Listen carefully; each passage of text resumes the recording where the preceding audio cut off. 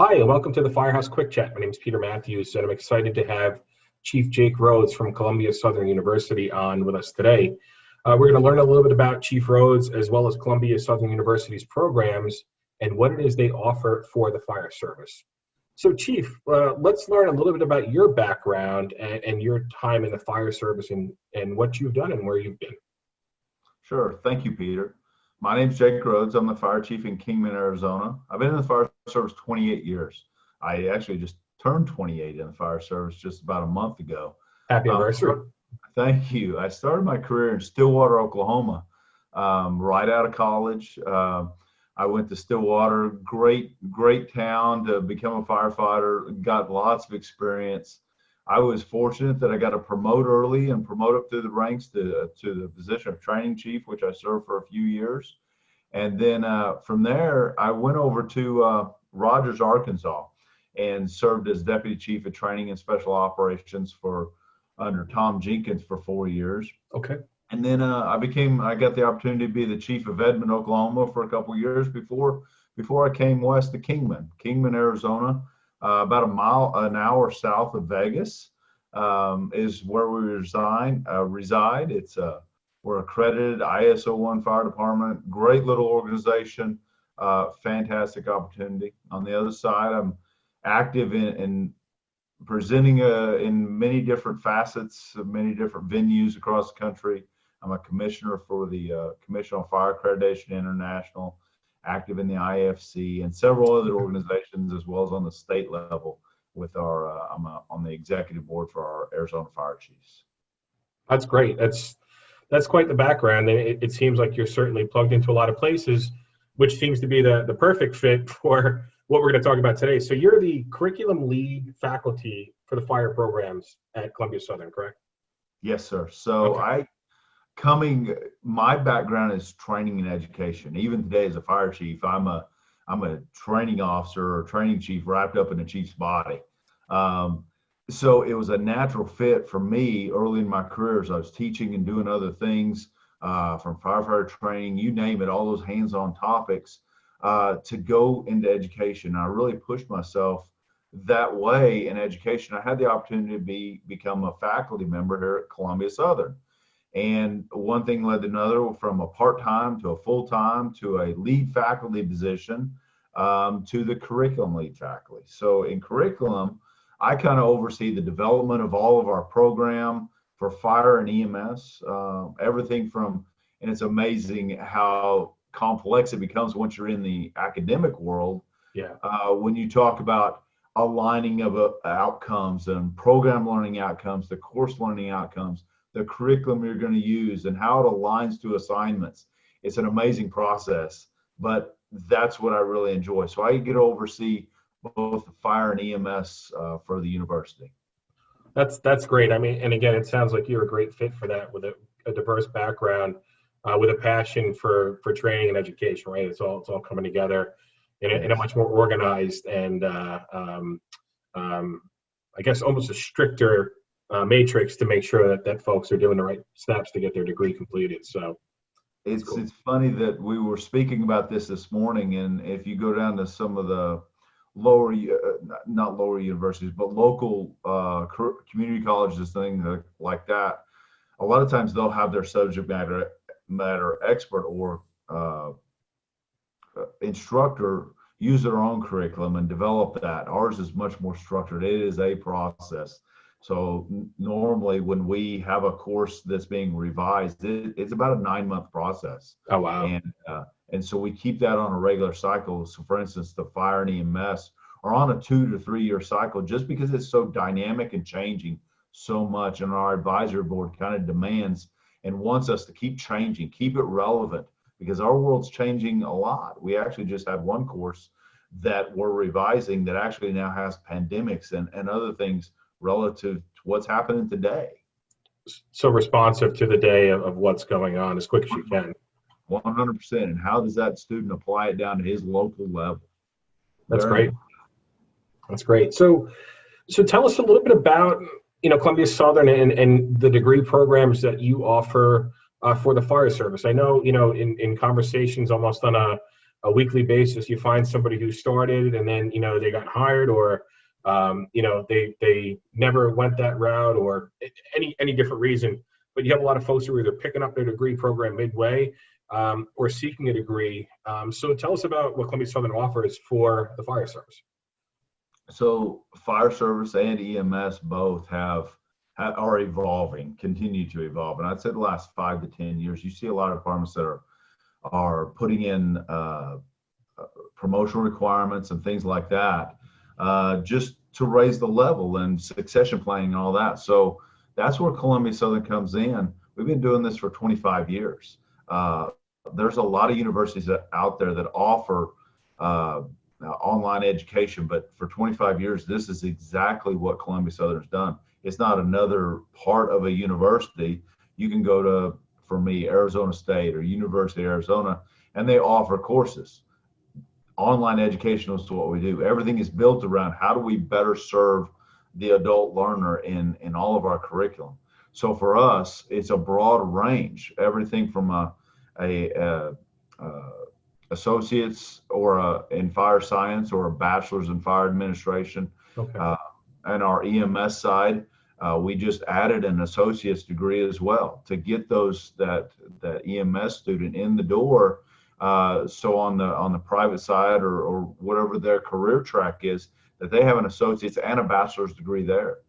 We also have concentrations in our occupational safety and health program, our investigations program, and even a certificate program.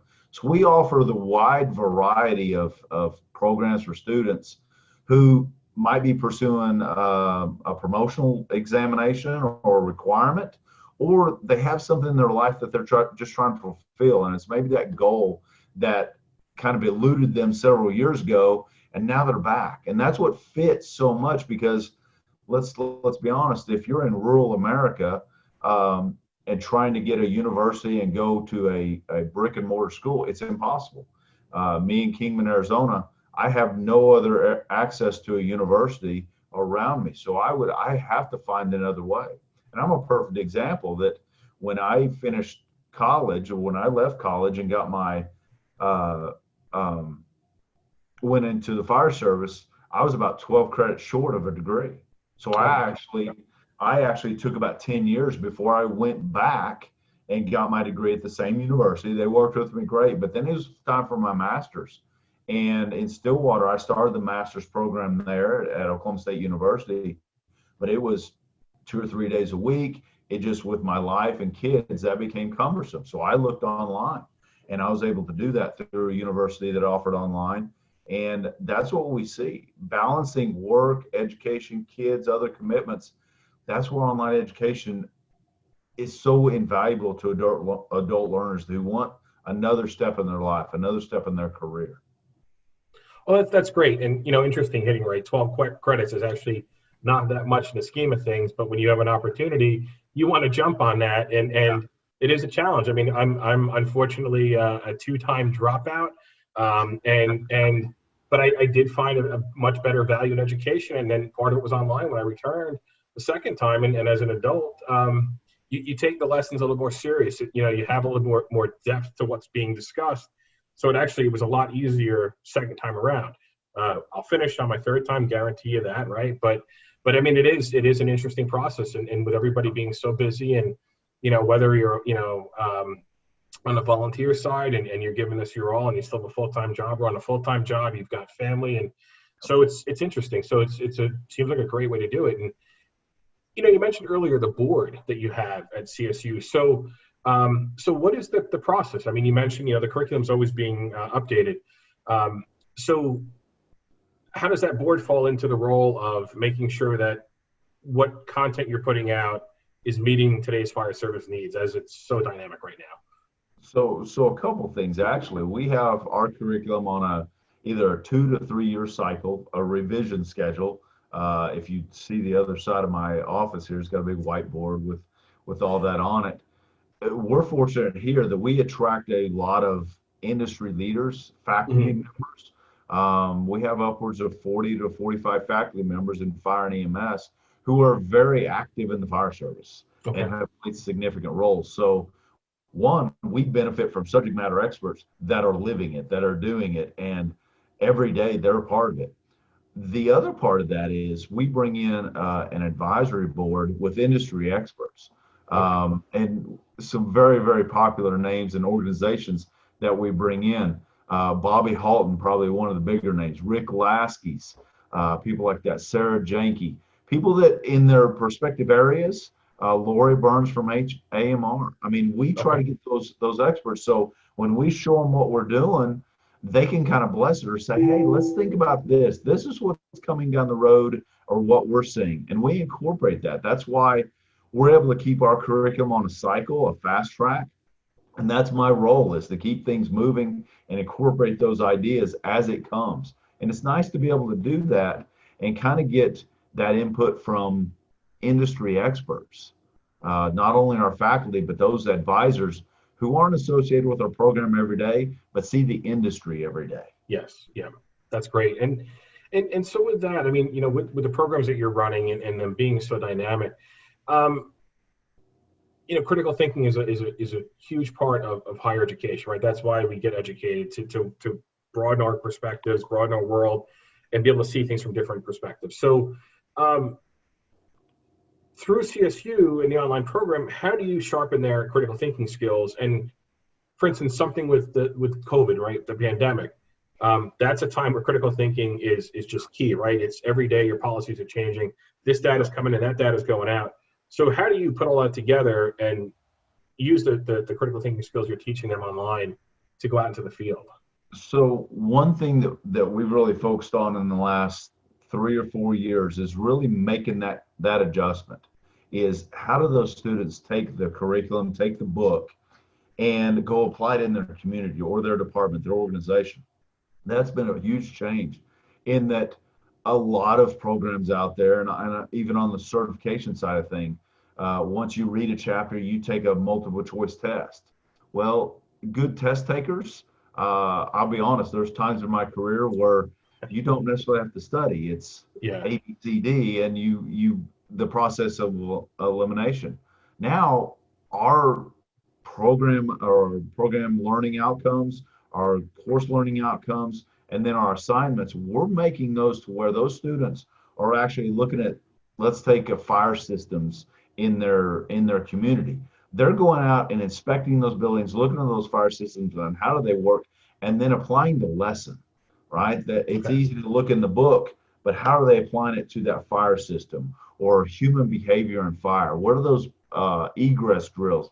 And what are some of those pertinent buildings that they utilize? On the EMS side, talking about a certain system development, system designs. How does their EMS system work in their community? And maybe it's not a private system. Maybe it's a dual response or a tiered system with fire and EMS. Some people, how are they using that and using their own organization, their own community to fill in the blanks with the curriculum? So I think that makes them think, makes them apply, and it makes it more tangible than just reading about XYZ fire department in a book or XYZ EMS in a book. They're actually applying this to their own organization, and something that their chief can say, hey, what'd you learn in that class? They can say, hey, I developed this skills list or this analysis that resulted in a checklist for our occupational safety and health or our EMS program or our respiratory protection, whatever that may be. There's application to their organization and value there. And that stickiness is going to go a long way at that point, where you're not trying to pull it out of your memory bank of something that you read. Your experience memory bank is going to be a lot stronger. Thus, that experience and the lessons learned will carry through long term. I think we'd all admit if we took a multiple choice test 3 years ago, we don't remember that. But if we developed a checklist based on the supporting documents and have them do some research, we remember that because we can apply that. We can apply multiple choice. And there's places for those multiple choice exams and assessments, but there's also places for dynamic assignments and mixing up assignments that go into not only essays and case studies, but how about voiceover PowerPoints? How about podcasts? So we're incorporating those type of things, those real life activities into our assignments. And because that's one of the hardest things when you get out and speak, This is our new normal. This virtual world that we're living in, I don't think any of us knows when this goes away. So these skills, not only are you getting education in that, but the other part that I'm seeing as a fire chief, I see the soft skills, the time management, the time project management, the perseverance, the writing skills, and then some of these abilities to put together a PowerPoint or a podcast and be able to speak eloquently online and address those topics.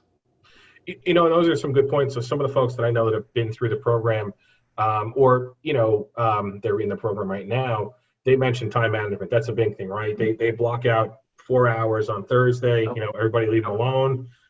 They've got to get their work done. So, you know, some of the other stuff I've heard about the feedback from the folks that go to CSU is kind of your staff actually becomes more of like a peer to a lot of these students, right? It's not just you complete your degree, you have a graduation, and you move on. So how does CSU kind of carry it through the rest of their career, not just offering them the degree, but the next steps? And what's some of the feedback that you've heard from some of the students?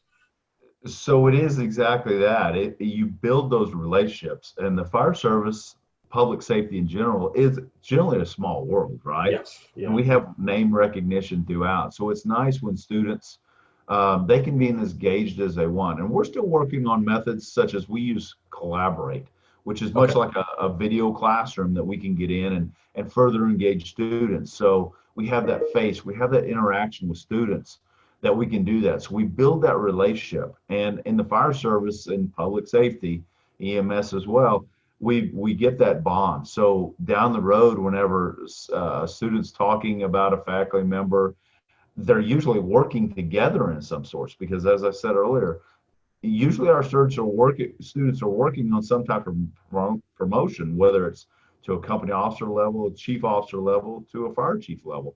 And those connections, I vouch for several of my students and serve as a reference for a few of them as well. And that's great. You build that bond, and I hate to say the other side of that is the discussion boards. And I compare discussion boards and some of those to, if you go back to NFA and you have those conversations sitting around after class and eating dinner, whatever that may be, you have people from all over the country. And fire service is a very small world, and we're all doing the same thing. So it's pretty soon it's, hey, you remember me? I was a student or I graduated from. I need some information. I need some help here. What do you guys do on this? And it becomes that peer, because we're all trying to make each other better. Even as faculty, we improve ourselves. That's one thing I like, is if you're not learning more from your students and how they are from across the country, I mean, that's why a lot of us do this as well, is you learn new things. That's great. I mean, you know, the peer-to-peer, again, is, I think, critical. So many times at events, you know, you go out to dinner and the conversation starts, and it's no matter what department they're from or what region they're from or what rank they are, they're challenged with the same problems. Now it's a matter of getting this person's solution to this person, and this person shares this. And now all of a sudden it's like, well, hey, actually, I'm glad you brought that up, because I've got this. And at the end of the dinner, you know, the problems are solved until they get back to 10, then we see what happens. But I mean, so it seems like that rolls over into the CSU program then. It is, and those relationships transcends the country, and that's what's nice about being virtual, and what we do is building those collaborative relationships that seemingly last forever. If you've ever been to conferences and things like that, you meet people, and it just transcends borders. And the fire service is exactly that. And it's very cyclic. It's funny to sit around and have those conversations and, hey, we have this problem. We just had that problem. Or you haven't had it, you're not going through it, you're going to. It's coming. So that's exactly what it is. You just try to ride that good wave as long as you can, and try to get the best solution out there. And that's where relationships and peers are so important when it comes to that. Well, Chief, I really appreciate you joining us to talk about Columbia Southern today. It's been really great, and we'll give you some information here in a second on how to reach out and get a hold of the school for some additional information. But just thank you, and you know, can you share one golden nugget? Right, I know it's going to be a challenge, but from the online learning, what's one golden nugget that you would share with every student that you encounter? I would say don't be intimidated by online learning. Okay. Reach out. It's always that thing to improve yourself. And I'll give one quick tidbit, and that's one of our students who is Joseph Cox. He's down in DeKalb County, and when we approach him, he's a graduate of ours. And you talk about life-changing moments. Everybody has a reason for doing online education or pursuing education. But I was talking to our program director this morning about Mr. Cox and how he's promoted up. And when he talks about CSU, it'll almost bring tears to his eyes. As a matter of fact, it did bring tears to his eyes.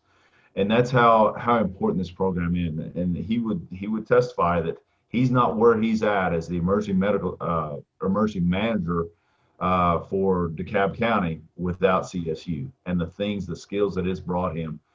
It's not going to be that life-shattering for everybody, but it'll make you better. And it is getting out of your comfort zone and changing those things. And don't be intimidated by it. Don't be scared to challenge the status quo and get out of your comfort zone. Well, Chief, thank you so much. I appreciate it. And so just a little bit about CSU. So developed by distinguished names in the U.S. fire industry, Columbia Southern University's fire education programs cover fire safety, investigation, leadership, administration, and more.